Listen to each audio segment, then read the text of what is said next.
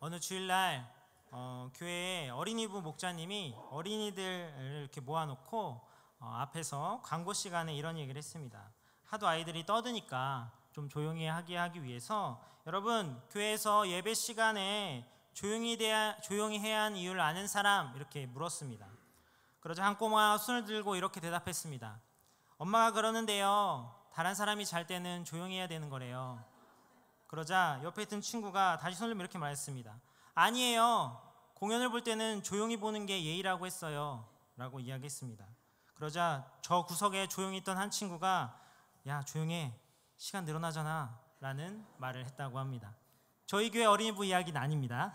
네, 여러분은 이유가 무엇이라고 생각하십니까?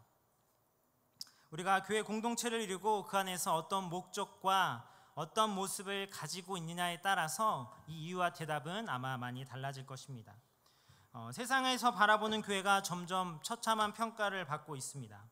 물론 그들이 본 몇몇 교회들의 모습 때문에 그런 평가를 받기도 했지만 과연 그들이 보기에 또 우리가 보기에 만족할 수 있는 완벽한 교회가 있을까요? 지금은 없지만 초대교회라면 그럴 수 있지 않을까 생각할 수도 있습니다. 그러나 이 세상에 존재하는 교회 중에 완벽한 교회는 없습니다. 물론 초대교회 역시 완벽한 교회가 아니었습니다.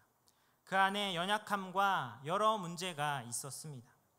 교회는 예수님의 피가루봇으로 세워진 신앙 공동체이지만 그 안을 구성하고 있는 성도들은 여전히 자라가야 하는 존재이기에 서로 갈등하고 다툼이 있고 또 인간의 눈으로 볼 때는 거룩하지 못한 것들, 여러 문제가 있는 부분들이 존재할 수밖에 없습니다. 초대교회 안에도 이러한 연약함과 문제를 가지고 있었습니다. 그러나 다행인 것은 이러한 연약함과 문제들이 있음에도 불구하고 하나님 앞에 귀하게 쓰임받는 신앙 공동체 역할을 잘 감당했다는 것입니다. 문제가 없으면 좋겠지만 현실은 그럴 수 없습니다. 문제를 가지고 그 문제를 잘 극복하고 때로는 포용하면서 하나님을 예배하고 주님의 일을 감당하는 일이 이 땅에 존재하는 교회와 우리 성도들의 사명인 것입니다. 물론 그렇다고 해서 교회가 가지는 여러 문제와 연약함이 합리화되거나 당연시될 수는 없습니다. 다만 교회와 성도가 완전하거나 완벽한 존재가 아니라는 사실을 우리가 염두에 두고 신앙생활을 해야 한다는 것입니다. 또한 대신에 우리가 주목할 것은 교회들이 가지고 있는 여러 문제와 연약함에도 불구하고 어떻게 건강한 교회를 추구하며 바르게 하나님을 예배하고 주님의 일을 감당하는 신앙 공동체로 세워질 수 있는가를 우리는 주목해야 하는 것입니다. 이런 점에서 초대교회의 모습은 분명 우리에게 좋은 모범이 될 수 있습니다. 갈등이 있고 다툼도 있고 또 여러 가지 문제 속에서도 올바른 교회, 건강한 교회로 세워져 나가기를 포기하지 않고 그 당시 많은 주님의 일을 감당했던 교회들로 이름을 남겼습니다. 오늘은 특별히 그 본문에 있는 골로새 교회를 보려고 하는데요. 골로새 교회도 다른 교회와 마찬가지로 여러 가지 문제점들이 있었지만 이 문제점들을 잘 이겨낸 교회였습니다. 하나님을 예배하고 주의 일을 감당하는 그런 건강한 신앙 공동체였습니다. 다른 교회들의 모범이 되는 교회였습니다. 그래서 오늘 우리는 본문의 말씀을 통해 우리가 추구하고 본받아야 할 건강한 교회의 모습이 무엇인지를 함께 생각해 보기를 원합니다. 그렇다면 건강한 교회를 세워가려면 어떻게 해야 할까요? 첫째는 복음으로 자라가야 합니다. 오늘 4절과 5절은 이렇게 말씀합니다. 이는 그리스도 예수 안에서 너의 믿음과 모든 성도에 대한 사랑을 들었으며 너희를 위하여 하늘에 쌓아둔 소망으로 말미암음이니 곧 너희가 전에 복음의 진리의 말씀을 들은 것이라. 4절에서 5절은 바울이 골로새 성도들을 위해 기도할 때 드린 감사 기도이고 또한 동시에 그들의 신앙에 대한 칭찬이기도 합니다. 그 내용은 그리스도 안에 있는 믿음과 모든 성도에 대한 사랑과 또 하늘에 쌓아둔 소망이 그들에게 있었다는 것입니다. 우리가 흔히 자주 알고 자주 말하는 믿음, 소망, 사랑입니다. 그런데 여기서 믿음, 소망, 사랑은 그저 막연한 관념이나 두리뭉술한 말이 아닙니다. 여기서 그리스도 예수 안에 있는 믿음이란 주님에 대한 신뢰이고 모든 성도들에 대한 사랑이란 이웃을 향한 사랑의 실천이며 하늘에 쌓아둔 소망은 천국에 대한 확신과 기대입니다. 예수를 믿는 믿음과 이웃사랑과 그리고 역경을 견뎌낼 수 있는 미래의 영광에 대한 확신과 소망이 골로새 교회 성도들이 칭찬받는 신앙의 모습이었던 것입니다. 이것은 우리가 신앙생활을 하면서 가져야 할 가장 중요한 요소이기도 합니다. 그렇다면 우리도 어떻게 이러한 요소들을 잘 갖출 수 있겠습니까? 오늘 본문은 그 답을 이렇게 말씀합니다. 6절 말씀입니다. 우리 다 같이 읽겠습니다. 시작.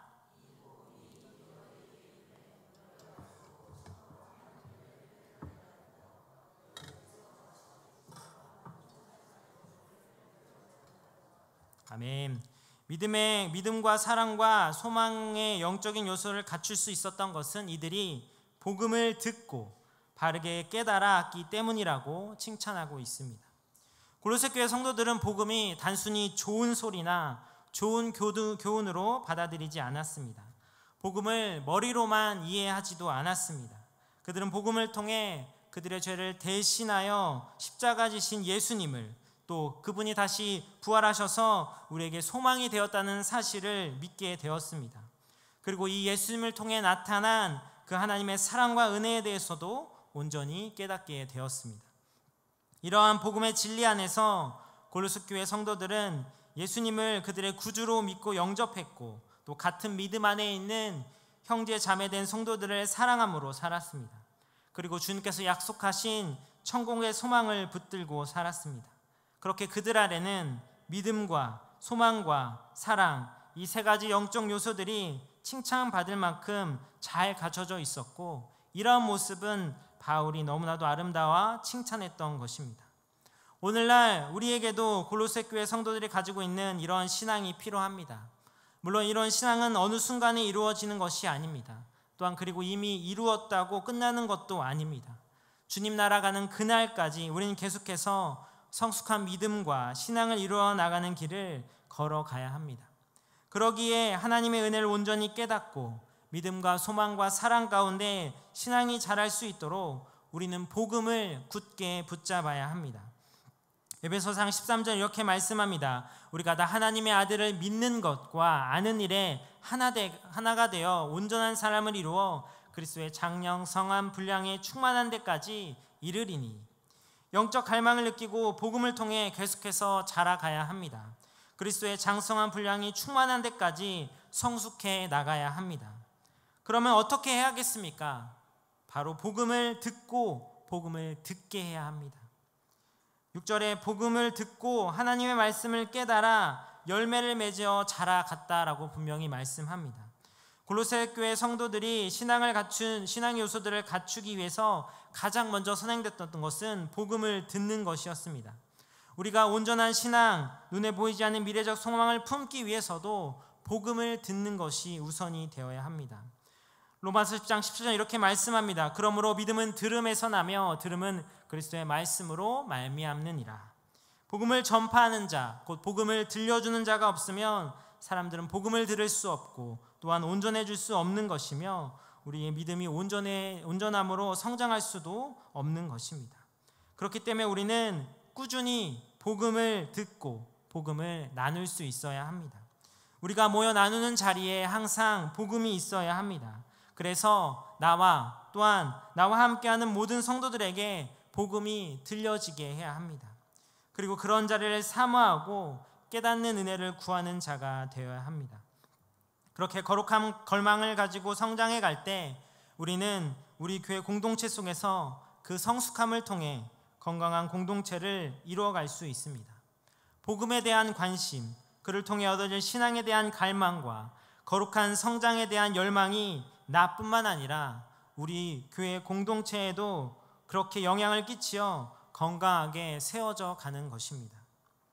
그러므로 여러분, 복음을 한 번 들었다 해서 만족하지 마시고, 또 내가 이미 복음을 듣고 구원의 확신 가운데 있다 하여 자만하지 마시고, 늘 복음을 가까이 하고 복음을 선포하고 복음을 나눌 수 있는 성도가 될 수 있기를 축복합니다.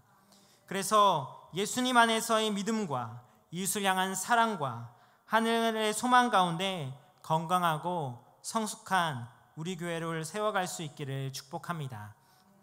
건강한 교회를 세워가려면 어떻게 해야 할까요? 둘째는 건강한 지도자의 돌봄을 받아야 합니다. 한 자녀가 이 땅에 태어나 건강한 어른으로 자라기 위해서 가장 필요한 것은 바로 건강한 부모의 역할입니다. 또한 바르게 자라가는데 도움을 주는 것은 바로 스승의 역할이기도 합니다. 그래서 좋은 부모, 좋은 스승을 만난다는 것은 어쩌면 우리 인생 가운데 가장 중요한 일이라고도 볼 수 있습니다. 그런데 신앙과 교회 생활에서도 마찬가지입니다. 우리의 믿음의 성장 과정에 얼마나 좋은 영적 지도자를 만나 교회 생활, 신앙 생활을 하는 것이 너무나도 중요합니다. 건강한 지도자들 아래서 좋은 영향을 받고 돌봄을 받는 것은 성도의 신앙 생활에 아주 큰 긍정적인 영향을 미치는 것입니다. 이런 면에서 골로새 교회는 정말 축복받고 행복한 교회였습니다. 왜냐하면 그들에게는 너무나도 건강한 영적 지도자가 있었기 때문입니다. 교회를 세운 에바브라는 영적 지도자로서 성도들을 복음으로 잘 양육했고, 바울의 사랑의 편지와 기도가 그들을 더욱 건강하고 성숙하게 지도한 일을 감당했습니다. 사실 골로새 교회는 바울이 세운 교회는 아니었습니다. 골로새 교회가 세운 사람은 바울이 전한 복음을 듣고 바울의 제자가 되었던 에바브라라는 사람이 주축으로 세운 교회입니다.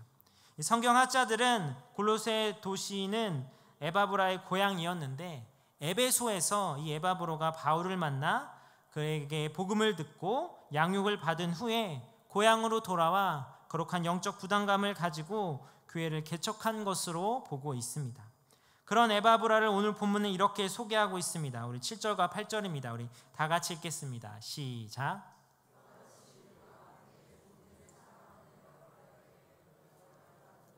그는 너희를 위한 그리스도의 신실한 일꾼이요 성령 안에서 너의 사랑을 우리에게 알린 자니라.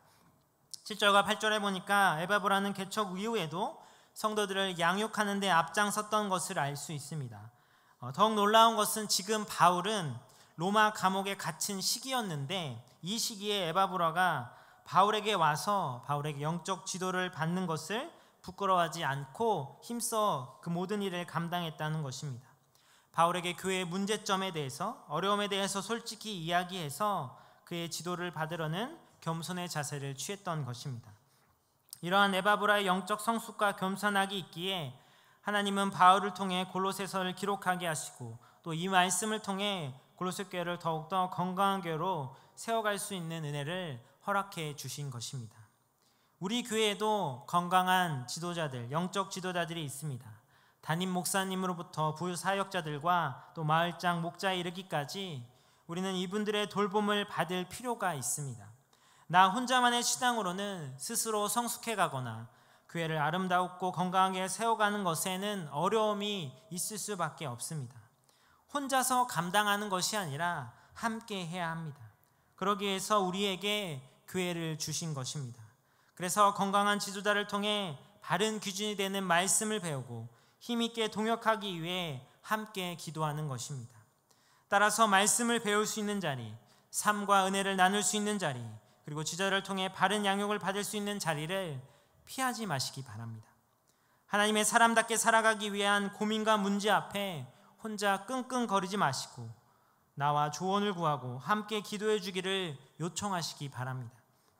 바울도 에바브라의 요청을 듣고 골로새 교회를 위해서 기도했다고 오늘 9절에 말씀하고 있습니다. 이로써 우리가 듣던 날부터 너를 위하여 기도하기를 그치지 아니하고 구하노니라고 말씀합니다. 누군가를 위한 중보 기도는 너무나도 귀하고 중요합니다. 그런 기도를 부탁할 존재가 있고 또 그렇게 기도해 줄 수 있는 사람이 있다는 것이 얼마나 감사한 일인지 모릅니다. 건강한 지도자는 말씀을 가르치고 은혜를 나누고 위로하고 힘을 주며 또한 함께 기도합니다. 그 귀한 돌봄과 헌신의 자리에 나와 여러분의 문제와 고민을 함께 내어놓을 수 있기를 바랍니다. 그리고 더 나아가서 이 돌봄을 위해 우리 지도자들의 영육간의 강건함을 위해서 기도하시기 바랍니다.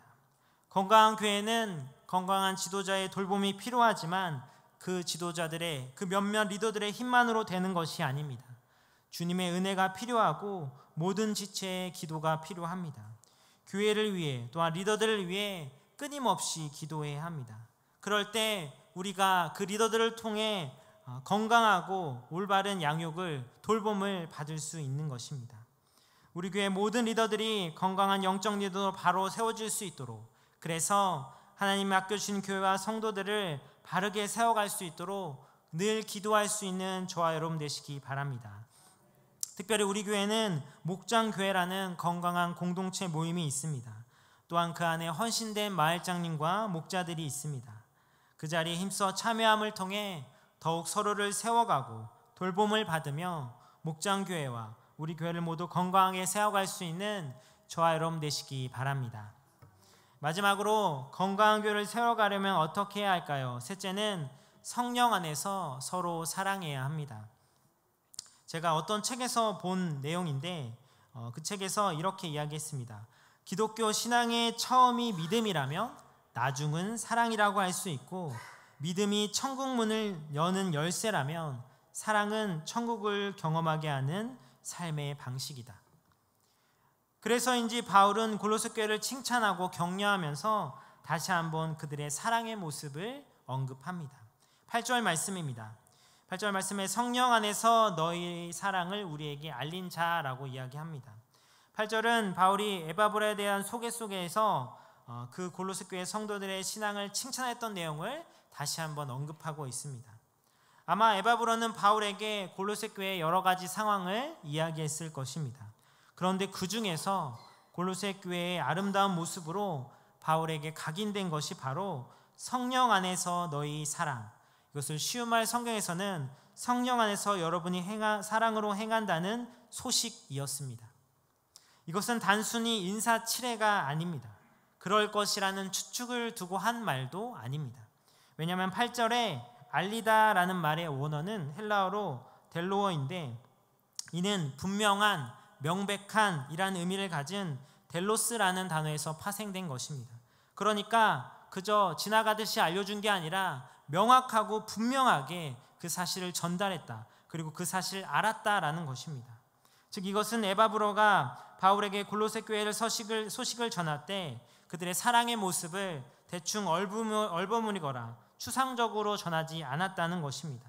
명확하고 분명하게 그들의 사랑의 모습을 전했고, 그로 인해 바울은 골로새 교회 성도들이 그저 인사치레가 아니라 주님께 감사하며 그 마음을 다해 격려하고 칭찬하고 있는 것입니다.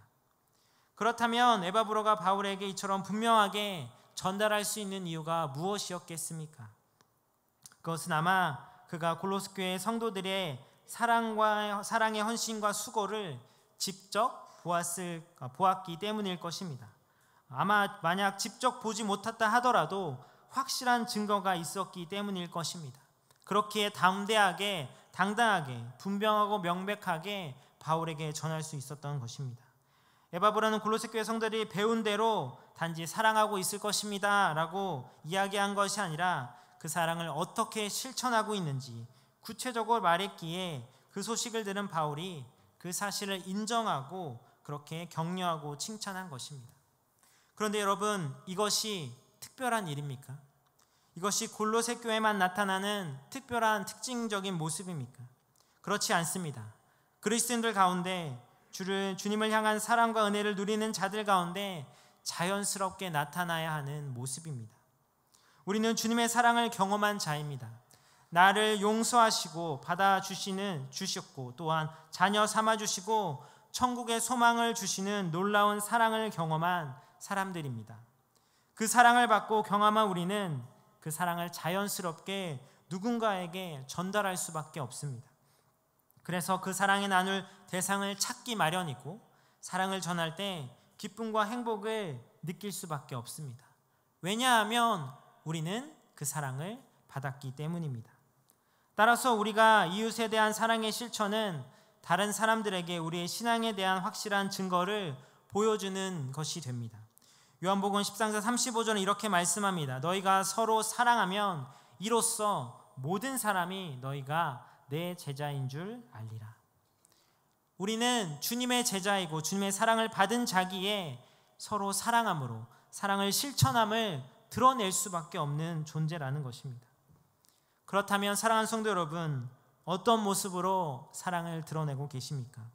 어떻게 교회 안에서 성도들 가운데, 이웃 가운데 사랑을 실천하고 계십니까?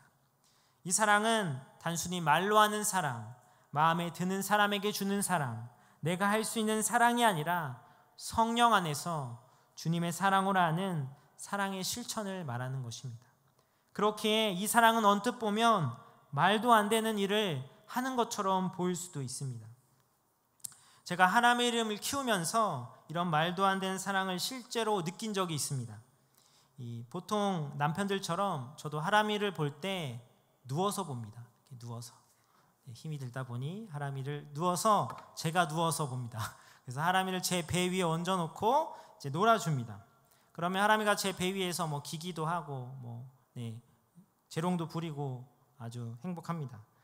근데 그러다 보면 이제 하람이가 기다 보면 점점 이렇게 올라오기도 합니다. 얼굴 쪽으로. 그리고 아직 뭐 그렇게 힘이 좋지 않기 때문에 이렇게 고개를 자꾸 이렇게 제 가슴에, 제 배에 이렇게 박습니다. 이렇게 쿵쿵 박는데 그게 얼마나 귀여운지 모릅니다. 그런데 어느 날 그렇게 귀엽게 박던 우리 하람이가 너무 신이 났는지 점프하듯이 제 배 위에서 머리를 들어서 제 입술을 향해 박치기를 했습니다. 정말 세게 박치기 했습니다. 박는 순간 아! 하고 피가 이 안에서 철철 날 정도로, 여러분 제가 어떻게 했을 것 같습니다. 하람이가 박치기 해서 아! 하고 소리 질 만큼 여긴 피가 철철 나게 박았습니다. 하람이를 조용히 내려놓고 제 피를 닦았을까요? 아니면 하람이에게 똑같이 복수해서 제가 박치기를 했을까요? 아니면 아무렇지 않듯이 그냥 하람이랑 놀았을까요? 세 번째일 것 같습니까? 예상을 깨고 제가 어떻게 했냐면 박는 순간 저도 모르게 하람이 이마를 만지며 괜찮아? 라고 이야기를 했습니다. 제가 피가 나고 제가 아픈데 제 입술보다 이마가 더 단단하지 않겠습니까? 그런데 저도 모르게 하람이에게 이마를 쓰다듬으면서 괜찮아? 라는 이야기를 했습니다. 여러분, 누군가 나를 때렸는데 그 때린 사람의 손을 향해 손 괜찮아요? 하면서 호호 불어주는 사람이 있을까요? 아마 그런 장면을 본다면 저 사람 조금 이상한데? 라고 이야기할 수 있습니다. 그런데 그런 말도 안 된 일을 할 수 있는 게 바로 사랑입니다. 그리고 이 성령 안에서 주시는 주님의 사랑은 이런 모습을 뛰어넘습니다. 용서할 수 없는 사람을 용서하고 이해하고 용납하고 섬기고 헌신하는 것이 바로 이 사랑으로 가능하다는 것입니다. 따라서 우리가 사랑할 수 없다는 말은 거짓말입니다. 로마서 5장 5절 이렇게 말씀하는데 우리 다 같이 읽겠습니다. 시작.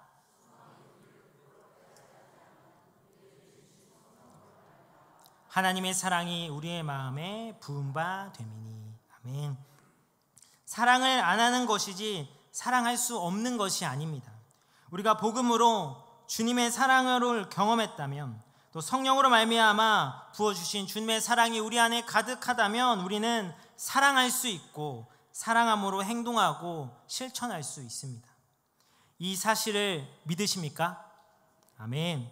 반드시 믿으셔야 합니다. 우리가 말과 혀로만 사랑하는 것은 어쩌면 우리의 신앙이 온전하지 못하는 증거일 수 있습니다.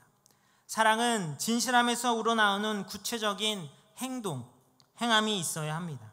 그리고 이것은 주님의 사랑을 경험한 자들이라면 자연스럽게 흘러 넘쳐나는 모습입니다. 주님의 사랑으로 이해하고 용납하고 용서하고 섬기고 헌신할 수 있는 저와 여러분 되시기 바랍니다. 이것은 우리의 힘으로 하는 것이 아닙니다. 성경에서 그렇다고 하니까 할 수 있겠지가 아닙니다. 주님의 사랑으로, 우리 안에 계신 성령께서 부어주신 그 사랑으로 우리가 할 수 있는 것입니다. 우리 교회가 주님의 사랑으로 서로에게 귀한 사랑의 증거를 나타내는 건강한 교회로 세워가는 길에 저와 여러분 모두가 힘써 동참할 수 있기를 축복합니다. 사랑하는 성도 여러분, 우리 교회는 건강한 교회입니까? 담임 목사님 안 계셔서 이렇게 조용히 얘기하신 건가요? 다시 한번 묻겠습니다. 우리 교회는 건강한 교회입니까? 아멘. 그러나 더욱더 건강한 교회로 세워져 갈 수 있습니다. 바로 저와 여러분이 그렇게 세워가야 합니다. 그러기 위해서는 누군가 해주기를 바라기보다 내가 그 일을 할 수 있는 사람이 되어야 합니다. 기도하라고 말하기 전에 먼저 기도의 자리에 힘써 참여해야 합니다. 말씀을 읽으라고 말하기 전에 말씀을 먼저 사모하고 읽고 나누어야 합니다. 예배에 잘 나오라고 말하기 전에 자신이 먼저 예배 자리에 사모함으로 나와야 합니다. 건강한 교회는 예수님이 그러하셨듯이 잔소리가 아니라 말로만 하는 것이 아니라 실천하며 행동으로 보여주어 담게 하는 것입니다. 우리 교회가 이게 안 되고 이게 부족하고 이건 해야 해 라고 말하기 전에 내가 먼저 실천하고 참여한다면 그것이 하나님이 기뻐하시는 건강한 교회의 모습일 것입니다. 릭 워렌 목사는 21세기 교회의 중심 주제는 성장이 아니라 건강이 될 것이라고 말했습니다. 성장에만 초점을 맞추면 결국 건강을 잃을 수 있지만 건강에 초점을 맞추면 조금 느리더라도 바르게 성장할 수 있습니다. 골로새 교회는 건강한 교회였습니다. 물론 연약함과 문제가 있었고 부족한 건도 있었지만 골로새 교회 안에는 복음으로 인한 굳건한 믿음과 이웃을 향한 사랑과 하늘의 소망이 있었고 건강한 영적 지도의 돌봄과 섬김이 있었습니다. 우리 교회도 이러한 건강한 교회의 소망을 가질 수 있기를 바랍니다.